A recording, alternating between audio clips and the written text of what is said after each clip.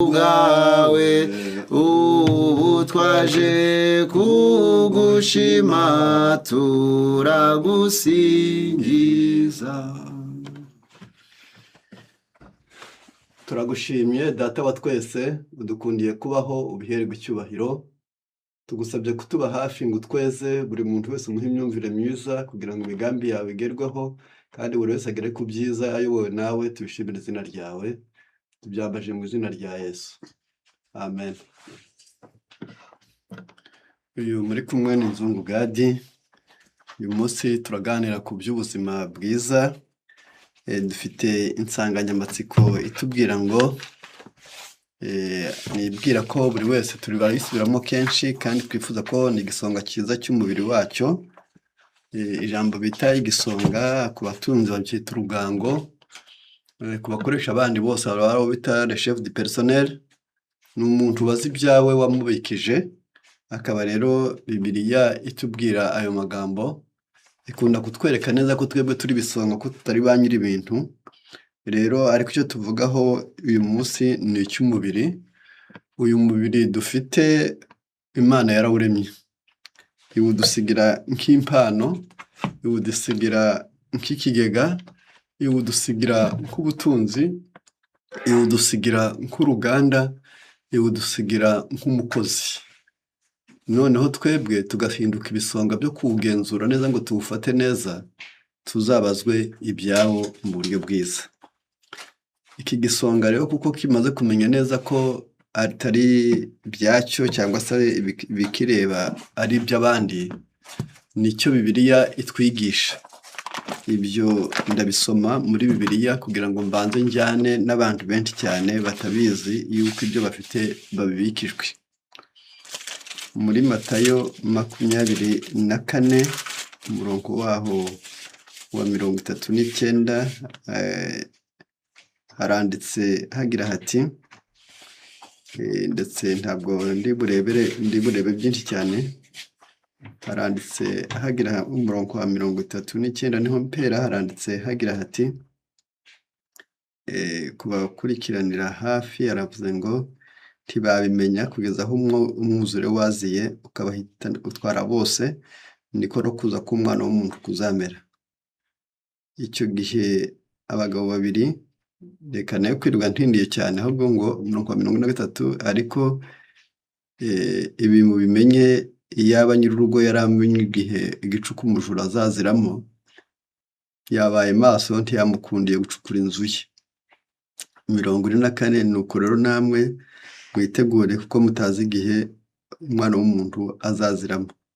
45, mbese ninde w'umugaragu ukiranuka w'ubwenge shebuja yasigiye ibyo mu rugo rwe, ngo niho ntangiye neza.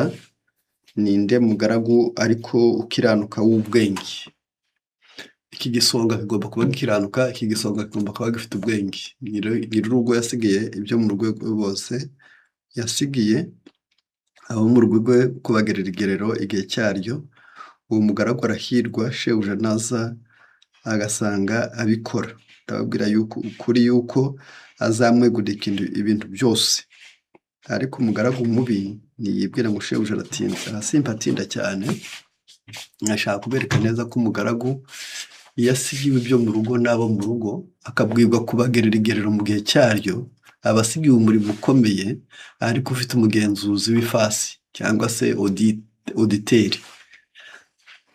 Umuntu uzi neza ko azagenzurwa agomba iyo ari umuntu mwiza yigenzura buri munsi, aho gushaka aho uhisha, aho gushaka gutunganya ibyo ushinzwe. Abakorinto aratubwira hatya ati, mu gitabo cy'Abakorinto turi ku ijambo igisonga kandi dushaka ko buri wese yakumva. Ni ubwa mbere rw'Abakorinto 3:16 haranditse hagira ati ngo ntimuzi ko muri urusengero rw'Imana kandi ko umwuka w'Imana aba muri mwe. Umuntu utsemba urusengero rw'Imana, Imana izamutsemba, ko urusengero rw'Imana ari urwera kandi urwo rusengero ni mwe. Igihe turimbisha amazu yacu, tukarimbisha aho turyama n'aho twicara, tukarimbisha aho turira n'aho twituma, tukarimbisha aho twiyuhagirira, aho twicara n'aho twakirira abantu, aho hose ibyo byose ukoresha ni uko ari iwawe. Imana rero akubwira ngo nanjye uri igisonga cyanjye, iwanjye ndashaka ko haba heza, aho heza hayo ni mu mubiri wawe. rero aho hitondere ku murongo wa 19 mbese ntimuzi yuko ubwenge aho ntabwo mbatinda cyane njya mu gice cya 6 n'ubundi ku murongo wa 16 haranditse ngo ntimuzi yuko wifatanya na maraya ababaye umubiri umwe nawe. 17 haravuze ngo ariko wifatanya n'umwami Yesu ababaye umwe nawe. Muzibukire gusambana. Umurongo wa 19 niho nshingiye cyane, mbese ntimuzi yuko imibiri yanyu ari insengero z'umwuka wera wo muri mwe, uwo mufite bavuye ku Mana, kandi muri abanyu ngo mwigenge kuko mwaguze igiciro, nuko rero mutume imibiri yanyu ihimbaza Imana. Iki ntimuri abanyu ngo mwigenge, ubwo bigaragara neza ko umuntu abikijwe uyu mubiri. Handi hose nagiye nsimbuka ntabwo ari ukwasimbuka mbona uko hatari mu ntego y'icyigisho cy'uyu munsi, kuko n'ubushangwe turebe ikisonga cyiza. Mu Batesalonike ba mbere 5 umurongo wa 23 naho hatubwira amagambo nk'ayo. Haratubwira ngo Imana y'amahoro ibeze rwose, kandi mwebwe ubwanyu n'umwuka wanyu n'ubugingo n'umubiri byose birarindwe bitazabaho umugayo ubwo umwami wacu Yesu Kristo azaza. Ibahamagarana yo kwizerwa no kubikora izabikora. Ubwo bigaragaye noneho ibyo umuntu abikijwe. Bwa mbere wari umubiri nk'urusengero, ubundi bwari ubuturo bw'Imana. Hano noneho batubwiye n'ibyo turinda kugira ngo ikisonga kimenye icyo kizabazwa. Mwebwe ubwanyu, umwuka, ubugingo, umubiri byose birarindwe bitazabaho umugayo ubwo umwami wacu Yesu Kristo azaza. Tuzabirindisha iki rero? Aho ariho dushaka kwitaho cyane. Tugomba kubyitaho dukoze ibintu byinshi, ariko bwa mbere ni ukubanza twasobanukirwa uyu mubiri. Haranditse ngo umubiri ni igishoro, umubiri ugomba gufatwa neza. Iyo ni ingingo ya 2. 3 umubiri ukeneye umuyobozi ufite ubwenge. 4 ubumenyi bwiza ni umugishwanama ukenewe. 5 ingeso nziza ni umuti w'umubiri. 6 imirire yuzuye ni inkingi zubaka ubuzima. 7 indwara ni umwanzi w'amahirwe n'inyungu. Igisonga igomba kumenya ibintu byose bigera kuri 7, nubwo atari byo gusa, ahubwo uyu munsi nibyo twashatse kuvugaho. Muri ubu buzima muri kureba kandi dushaka kwitaho, ndagira ngo mubyumve neza. Uyu mubiri burya ni igishoro, ni kapitale, ni ikintu umuntu agenda akoraho. Ugashora amaso, ugashora amatwi, ugashora amaboko, ugashora amaguru, ugashora imitsi, ugashora amaraso. Ibintu byose nk'ibyo byose uba ugomba kumenya neza ko uyu mubiri atari ikintu gikennye, ahubwo ni ikintu gikungahaye, gikeneye umuyobozi mwiza. Noneho ukamenya ko ari igishoro. Mu gitabo cyitwa Abakurambere n'Abahanuzi, paje 549 mu kigo kitubwira kwa Samusoni. Ni icyigisho ku bazagisoma, ni icyigisho cya 54 cy'Abakurambere n'Abahanuzi. Haranditse ngo de même il faut inculquer à tous les enfants dès l'âge le plus tendre la tempérance, le renoncement et la maîtrise de soi. Abana bawe uzabacengezemo kwirinda, kwiyanga no kwitegeka bakiri bitambambuga. Abana bawe uzabacengezemo kwirinda, kwiyanga no kwitegeka bakiri bitambambuga. Ntukamugire uwo kubeshwaho no kurya, ngo arire ahabwe ibyarya, arire ahabwe ibyanywa, asabe mu mwanya utari wo. Uya ubuzima bw'umuntu bugomba kugira gahunda. Kubw'ibyo nkuko utamuterera imodoka muri mu muhanda mugenda ngo nuko arize ngo ashaka gutwara imodoka, urayimwima akiriza gahora. Ntabwo wagerege umuzesha kuyimuha ngo nayitware kuzi ko yaguteza akaga. Umwana wawe yumuteka kwirinda, umuteke kwitegeka, umumenyereze kwitegeka no kwiyanga, kugira ngo ye kuzaba igikoresho cy'umubiri, ahubwo wazakoreshe umubiri. Ye kuzayoborwa n'ipfa, ahubwo wazaritegeke, kuko ari ngombwa kurigeraho. Noneho muri icyo gitabo barakomeza ati la vraie tempérance consiste à s'abstenir de tout ce qui est nuisible à la santé et à user avec modération de ce qui lui est favorable. Ati kwirinda nyakuri ni ukwibuza ibyakwangiriza kandi ugakoresha neza ibyo wemererwa. Ni ukuvuga ngo niba n'amazi yemewe ku munsi, akaba nibura umuntu akwiriye kunywa hagati y'ibiro 70 kujyana hasi, yanywa litiro 1 ku munsi, ntayinywere rimwe, ubwo umubiri ukaba ukeneye ayo mazi. Birakwiriye ko umuntu amenya neza ko n'ibyo kurya bitageze kuri ayo mazi. Ntabwo byangana litiro 1 aba ari kilo 1 ubwo ntabwo yarya ibiro bingana bityo by'ibiryo, ntabwo yanywa amata angana bityo. Ahubwo amazi ni cyo kinyobwa kinini kandi gikomeye, none kubw'ibyo tusabwa kwirinda ni ukwibuza ibyakwangiriza, kwirinda ni ugukoresha neza ibyo wemererwa. Ubwo niyo jambo bita la temperance. Nta muntu n'umwe udakeneye kwirinda, abantu batazabyitirira abakristo.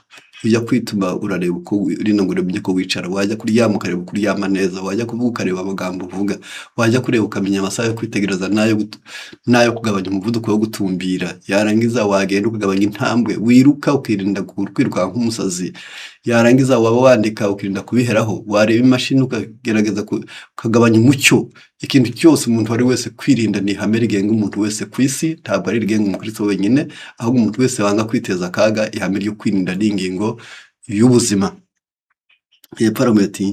Plein de personnes se rendent bien compte des rapports intimes qui existent entre leur régime alimentaire et leur santé, leur caractère, leur utilité dans ce monde et leur destinée éternelle. Ni abantu bake cyane, kandi ndashaka ko muri abo bantu bake nawe ubamo, kuko nawe umubiri wawe ufite ni uwawe, ntabwo ari ubutunzi uragiriye abandi, ahubwo ni uwawe bwite. Nuribwa ni wowe uzaribwa, nudasinzira ni wowe uzarara ku ijoro, nutaryoherwa ni wowe uzaba ufite ingorane, nutumba ni wowe uzaba ufite ikibazo, nurwara ibirungure ni wowe uzaba ufite ikibazo, nurwara umwijima ni wowe uzaba ufite ikibazo.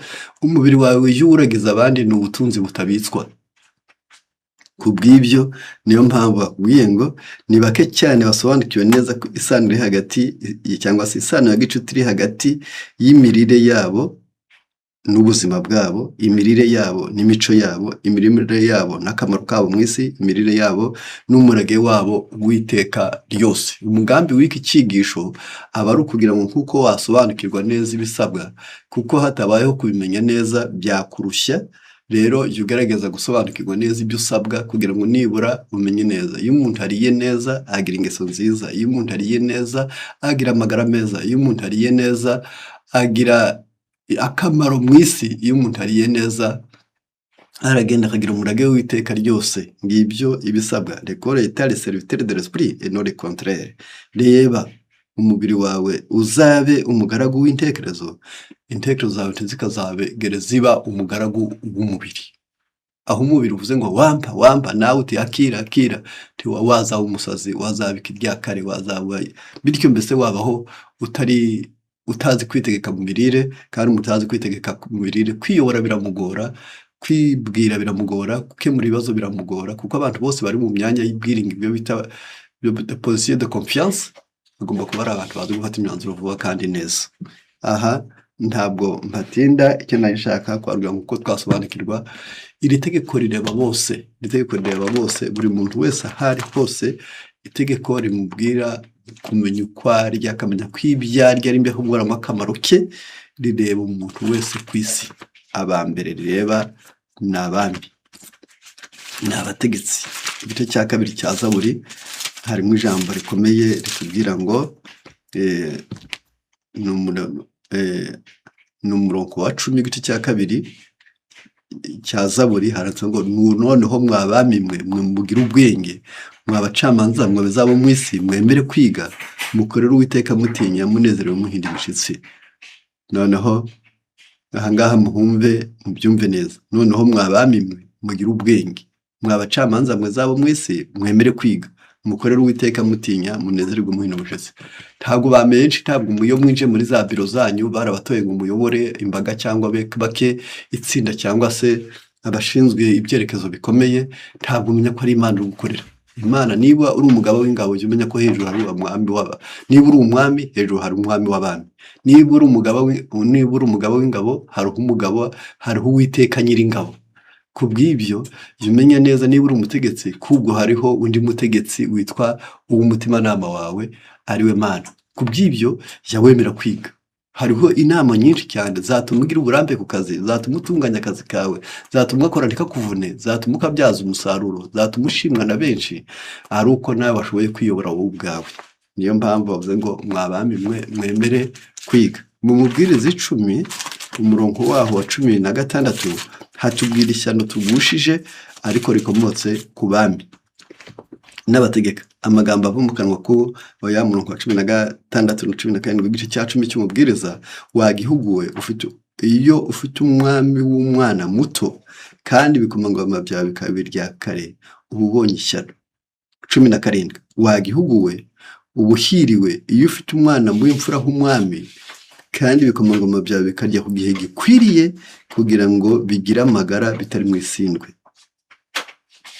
Ngo kuko bigenda noneho ku bw'ibyo kurya utega ibyo kimanje de le matin, icyo bavuze ngo kurya muri icyo gihe bavuze cy'abami bawe, umwana muto ari umwami, ibikomangoma ari ibe rya kare, birya kimanje de le matin, icyo bakoresheje ijambo ryitwa irya kare ntabwo ari kurya kare, ahubwo ukibibona ukahera kugatangira ukarya, mbese ni ukurya nta gahunda, akajagari mu mirire, akajagari mu minywere. Ndagira ngo aho ngaho ne kwirirwa mpatinda kwari kubereka neza icyo bibiri yigendereye, noneho buri wese agomba kwirinda. Nicyo gituma Abakorinto ba mbere 9 haratubwira ngo uwirinda yirinda muri byose, uwirinda yirinda muri byose.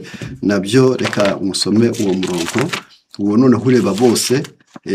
Ndagira nti igihe twiga n'igihe dusoma tujye tugerageza kumva neza ibyo dusabwa kugira ngo tubashe kubaho ariko dufite inama nziza twahawe n'Imana. Haranditse ngo tumuzi yuko mu birori abasiganwa biraka bose ariko ugororerwa kabumwe, namwe bariko mwiruka kugira ngo mugororerwe. Umuntu wese urushanwa yirinda muri byose, kandi abandi bagenzereza batyo kugira ngo bahabwe ikamba ryangirika, naho twebweho tugenzereza dutyo kugira ngo duhabwe ritangirika. Nuko rero nanjye ndiruka ariko sinkutaza hajya kubitana ibipfunsi ariko sinkutahusha, ahubwo mbabaza umubiri wanjye nkukoze uburetwa, ngo hari ubwo maze kubwiriza abandi nanjye ubwanjye ntaboneka ko ntemewe.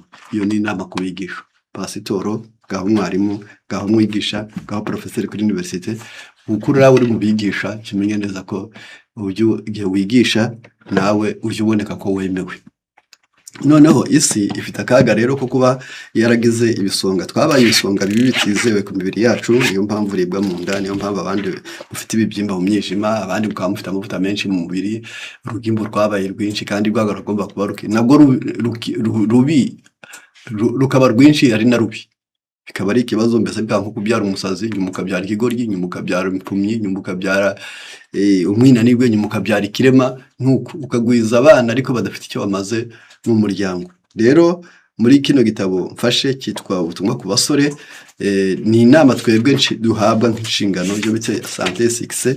Baranditse bakoresha mu ijambo baravuga ngo que peut-on faire pour arrêter la vague de maladies, des crimes qui entraînent la famille humaine vers la ruine et la mort. Niki twakora ngo duhagarike umuvumba w'indwara n'ubugome biri kushushubikanya umuryango w'umwana w'umuntu bimujyana mu kurimbuka no mu rupfu. Noneho niki twakora? Ni inshingano yacu ro twebwe. Une bonne santé contribue pour une large part à former parmi les jeunes le caractère pur et noble. Ubundi amagara mazima afite uruhare rukomeye kandi rwagutse mu kurema mu basukiri bato imico iboneye kandi myiza, a dominer les appétits, à s'abstenir d'excès avirisa, maze wabacongezamo kwirinda bigatuma bashobora guteka ipfa ryabo kandi bakibuza ibibangiriza. Uko niko wakora ngo uhagarike umuvumba, uguhera ku bakiri bato, byo bita éduquer la masse. Et parti en même temps, ces mêmes habitudes de tempérance sont indispensables au maintien de la santé. Guko rero ko bifatanyije nuko akamenyero keza mu kwirinda birakenewe mu gutuma tugira amagara mazima. Hari ukugira ingeso nziza, hakaba no kugira amagara mazima, hakaba no kwirinda ibitwangiriza. Ngaka akamaro ko kwirinda. Akamaro ko kwirinda ni ukugira amagara mazima. Akamaro ko kwirinda ni ukugira imico myiza. Akamaro ko kwirinda ni ugushobora kwirinda ibikwangiriza. Tekereza nawe umwana w'imyaka 15 w'umukobwa cyangwa w'umuhungu ari ikimuga cy'urumogi, byaba ari ingorane. Reba ise urukubarera aba ari ikimuga cy'inzoga, reba nyina ari ikimuga cy'ibiryo, arangiza ugasenga ibyo bimuga bitatu: umugabo w'inzoga, umugore w'ibiryo, umwana w'urumogi, bari bagize umuryango. Sana utekereza maze ureba aho hirya avenire yabo, nta kindi bazakora keretse guteza ibibazo no kubera societe umutwaro. Umuntu wese agomba kwirinda ngo nibura yirinda atazaba umutwaro, yirinda atazaba ikibazo, yirinda atazaba ikigoryi, yirinda atazaba ikimuga, yirinda atazaba igitandame, yirinda atazaba igihombo mube no mubye ndetse no mu isi. Aha rero niyo mpamvu twari twashatse kubitekerezaho. Umubiri rero ni igishoro niwo dukoresha. Umubiri ugomba gufatwa neza, umubiri ukeneye umuyobozi ufite ubwenge, ubumenyi bwiza n'umugishwa nama nabyo ukenewe. Ingingo ya 5 ni ingeso nziza, ni umuti w'umubiri nawo. Imirire yuzuye ni inkingi yubaka ubuzima. Iya 7 ni indwara n'umwanzi w'amahirwe. Nashatse ngo nibura kuri izi ngingo ngerageze kuzivugaho incamake buri gihe kugira ngo nibura mbashe kumenya neza icyo navuga kuri izi ngingo kuko turiho mu gihe giteye ubwoba kandi abantu benshi cyane badakurikirana iyo tugabura, iyo turya, iyo tugira dute tuba tugomba kumenya neza icyo tuha ubwonko bwacu. Entretien du cerveau mu gitabo cyitwa Incourse page ya 39 hatubwira ko umuntu wese ugaburira ubuzima bwe agomba kubanza yabugaburira umwuka wa oxygene, akawuha ibiryoherera mu mboga z'umuntu ushaka ubwonko bwe bumera neza, carbone zazo zigakora neza, ibyumba bigafunguka neza, ibyumba bikoroha, yarangiza ukibuka kandi ukandika, ntugire ubute mu kwiga no mu gusoma, ntugire ubute mu kuvuga ibyiza, yarangiza bisaba ko mu mubiri wawe hamwe imboga nk'inyanya zitera ubushake, onyo itera kunanuka, ibihaza bituma impyiko zikora neza n'umutima ugatera neza, ugakenera iziko za pavuro, ugakenera iziko za amashu atukura, ugakenera amashu brokoli atuma umuntu atarwara ibifu biriya byitwa Helicobacter pylori. Yarangiza niyo mpamvu umutwe wawe iyo ufashwe neza ubwirwa n'ibi bikurikira: cause de consultation médicale obligatoire, igihe ari ngombwa kujya gusuzumisha umutwe ngo urebe ko umutwe utameze neza cyangwa se ubwonko ko butameze neza. Maux de tête accompagné de nausées et de vomissements, de perte d'équilibre et d'altération de la vision. Iyo ugiye kurya, iyo ubonye ukabona umutwe ukurya cyane, bigaherekezwa n'iseseme, gukunda kuruka no kumva uhagaze ugasa n'uhinda umushyitsi, bigatuma utareba neza. Uyu mutwe uburwayi, ubwonko bwawe buba butameze neza. Ndasubiramo: kuribwa n'umutwe, 2 iseseme, 3 kuruka, 4 kudahagarara neza ngo ubone wumve uhagaze neza, 5 kutareba neza. Ibyo uzajya kwa muganga. Iyo twe twigisha kwirinda tuba tugira ngo umuntu ajya agira n'isuzumiro amenye neza uko ahagaze, uko umubiri uhagaze, nubwo aba ntahakurya. Jya ureba, hari abantu benshi cyane badafite aho barya ariko bafite indwara zikomeye. Ingingo ya 2: n'importe quel mal de tête qui ne disparaît pas après une semaine. Igihe cyose umubiri wawe waba ukurya, umutwe wawe wakurya bikarenza icyumweru, ukabyuka ukakurya, wakanguka ugasanga umutwe ukurya, wabyuka ugasanga umutwe ukurya, izuba ryava umutwe ukakurya, ukabona birenze icyumweru, uzasuzumisha kwa muganga. Ku ngingo ya 3: perte de force dans le bras ou les jambes. Igihe wumva mu maboko yawe no mu maguru ukumva imbaraga zirashize, ukumva unaniwe guhagarara, ukumva amaboko ananiwe gufata, mbese ubaye umwinanirwe, nabwo uzasuzumisha umutwe. Yarangiza kwa muganga wabaza uti mbe byaba bipfira he? Ku ngingo ya 4: difficulté à coordonner le mouvement de la marche. Igihe ugenda ugasusumira ugatinzira, ukananirwa kwiyobora, yarangiza icyo nacyo uzasuzumisha kwa muganga kuko ubwonko bwawe bw'inyuma buba bufite ikibazo. Ku ngingo ya 5: perte de progression de la mémoire. Iyo kwibuka kwawe kutagitera imbere, wari usanzwe wibuka ukabona utangiye kujya wibagirwa, iyo ugerageza kujya kugurisha kwa muganga, ikibazo kiba gikomeye cyane. Amayobora akamatuma wumva kandi agatuma usobanukirwa niba ari inzara, niba ari umwuka muke, niba ari amaraso make, niba ari imitsi mito, bimenyekane hakiri kare kuruta kuzabyumva bitakigira igaruriro. Noneho ingingo iheruka: tremblement de main, ni uguhinda umushyitsi ko ibiganza. Ibyo nabyo uzabikurikirane. Ukeneye rero icyo navuga gikomeye mu bintu bigera muri 7 byo gufata ubwonko neza. Ngenda shaka uyu munsi ni ukwiga ku mirire gusa. Ndavuze ngo ni ijambo ngo alimentation adéquate pour le cerveau, ni ibyo kurya byiza byoroheje ku bwonko. Ndavuze ngo les aliments influencent d'une manière décisive au fonctionnement cérébral. Burya imirire myiza igira ingaruka ifasha umwanzuro uhamye ku mikorere y'ubwonko. Il est prouvé que certains aliments et certaines plantes ont un effet neuroprotecteur. Byaragenzuwe ko hari ibiribwa hakabaho n'ibimera bimwe bibereho kurinda imyakura mu muntu cyangwa se mu bwonko. Et que les usages réguliers maintiennent les neurones en bon état. Kwibi byo kurya uwabirya kenshi kandi buri gihe, atari bya rimwe na rimwe, imyakura ye yakora neza. Ibyo rero nibyo twabonye: ni karoti, ni onyo, ni poivro, ni gihaza, ni urunyanya, ni amashu atukura, ni chou brocoli, n'iyitwa concombre, n'imboga bita leti. Izi mboga kuzirya ntabwo bivuze ngo zose uzirire rimwe, icyakora amoko 4 muri zo zose uwayasya akanywa umutwe wacyo bita smoothie, nibura akajya bihuza. Ubwo mvuze ngo wafata chou brocoli, agafata chou rouge, agafata concombre n'urunyanya akabisya, agafata karoti, onyo n'igihaza akabisya na poivro, yarangiza ayo moko n'akayakoresha, yaba ari gufata imyakura ye neza, twa tuntu tw'ibyumba bikomeye birinda umuntu. Aha ntabwo ndibuye nshaka kubitindaho cyane, ahubwo mu mugambi nyamukuru ni ukugira ngo mu gufata neza ubuzima bwacu tujye tumenya ko no kubugaburira neza nabyo birimo. Iyo twize tuganatekerezaho neza twitonze, turongera tukareba tuti ariko ubundi ubuzima baba bavuga ko umuntu yariye neza ariko bikaranze, biba bigenze biti? Ndashaka kubarangira neza ko kurya ibikaranze ni amavuta, ariko amavuta ni ikiribwa cya kabiri mu buzima, cya gatatu.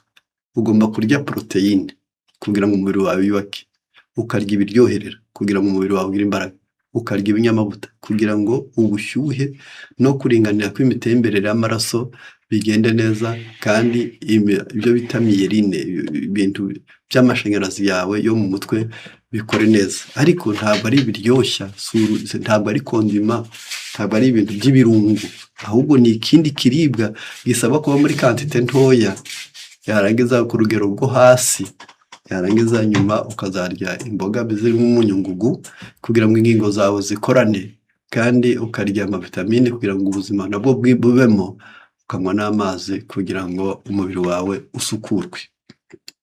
Ibyo tuba dukeneye nibura katurebe ngo byaba bimeze bite. Ibyo bita effet de croissance mu gitabo cyitwa Croquer la vie page ya 26 haranditse ngo c'est que le premier grandissait plus vite, certains mais tomber malade et mourir plus jeune.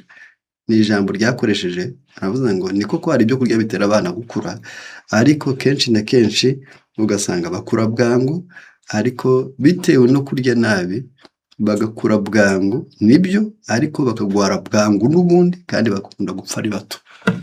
Ni ukuvuga ngo igikuriro nacyo gisabwa kuba kijerwa, ugahatanga croissance igikuriro, ariko nacyo kikaba ku rugero rwiza. Alimentation riche en protéines et en calories que l'on donne aux enfants des pays développés. Ibya byo kurya bigize protéines ndetse n'ibinyabushyuhe cyangwa se ibivumbiko bikunda guhabwa abana mu bihugu byateye imbere, qui permet une croissance plus rapide.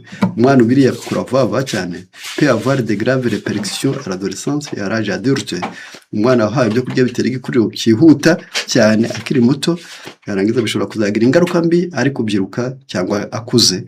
Obésité, augmentation des risques de diabète et d'artérosclérose entre autres. Iyo ufashe ibyo kurya birenze urugero ukavuga uti bifite proteine, ukamuha agakura vuba, sawa, ariko namara gutangira gukura bishobora kuba intandaro y'umubyibuho w'indengakamere, bikaba intandaro ya diabete, bikaba intandaro yo guhara imitsi n'ibindi bitavuzwe. Mbese ikintu cyose gisaba kuba ku rugero. Icyo gituma no mu modoka hari igihe cyo kuvuduka, ariko hakaba n'igihe cyo kugenda buhoro. Hari igihe cyo kwirukanka uri kudepasa wenda ubonye twatumenyetso two mu muhanda, ariko hakaba n'igihe cyo kuyigabanya ngo nibura ubwo yikoreye cyane, ubwo yikoreye benshi, ubwo imbere utari kuhareba neza nawe. Mbese no mu muntu harimo za fure, harimo za rutangira. Noneho ibyo ntabwo ndi buhatinde cyane, kuko icyo nari nshaka kubereka neza ko mu gihe dutera imbere hari igihe upfa kureba ngo n'abantu bakabariya, ariko yego umwana ari gukura vuba, ariko bizamugiraho ingaruka. Intekerezo zacu nazo tugomba kuzigenga. Intekerezo zacu muri kureba, burya iyo bavuze ngo ntuhagarike umutima wawe, wizere Imana nanjye nyizere, muri Yohana 14, baba bashaka kubwira neza ko intekerezo nazo zifite icyo zimarira. Iyo zibaye nziza umubiri uranezerwa, zaba mbi umubiri ukangirika. Impamvu l'état d'esprit positif, kwemera ko byose bishoboka. Icyo ni igitabo cyitwa Croquer la vie page ya 19 haranditse ngo prenez l'habitude de prendre des choses avec calme, de ne pas vous angoisser, de ne pas conserver des ressentiments envers les autres ou envers vous-même. Ati igihe akamenyero kuri Gisonga, igira akamenyero ko gutekereza ibintu mu mwanya wabyo kandi utuje, wijye ukunda guhembera umubabaro, wijye ukunda kuziga mu mutima wo kwanga abandi no kutabifuriza ibyiza, wijya wizinuka wowe ubwawe, ngo de sourire avec confiance devant les problèmes de la vie, ahubwo jumwenyura kandi wiringira Imana imbere y'ibibazo byo mu buzima. Icyo nacyo kiragenewe, jumwenyura kandi wiringira Imana imbere y'ibibazo byo mu buzima. Impamvu il a été fait prouver que cette attitude de l'équilibre mental est un facteur essentiel pour la santé. Byaragenzuwe ko umuntu udahembera umubabaro, umuntu utaziga mu mutima mu bafitiye abandi, umuntu ukunda kumwenyura, umuntu wiringira Imana mu bibazo ahura nabyo mu buzima byaragenzuwe ko bene aba bibagiriraho ingaruka y'amagara mazima. Savez-vous que les cancers affectent plus fréquemment des gens dépressifs et de mauvaise humeur?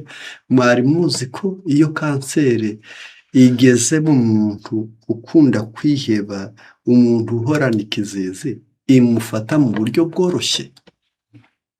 Icyo ni cyo gitavuze. Au milieu de tension et les problèmes de la vie moderne, hagati y'izi mvururu, hagati y'izi mpagarara n'ibibazo byo mu buzima bwa none, aho umuntu ahembwa afite akazi keza ariko n'ubundi amakuru ntayamare, aho umuntu byanze bikunze amatara yo hanze arayaka, ayo mu nzu azimya, aho wituma umwana wiga akiri muto, umushahara utabarangije ibibazo, imyambaro isabwa gukuranwa buri munsi, akantu kose guhemba umukozi, ibyo byose bibyaye ibyo bita tension de la vie moderne. Byose burya iyo utangiye gusohora ibirenze ibyo winjije uba waguye mu mpagara zo mu bwenge.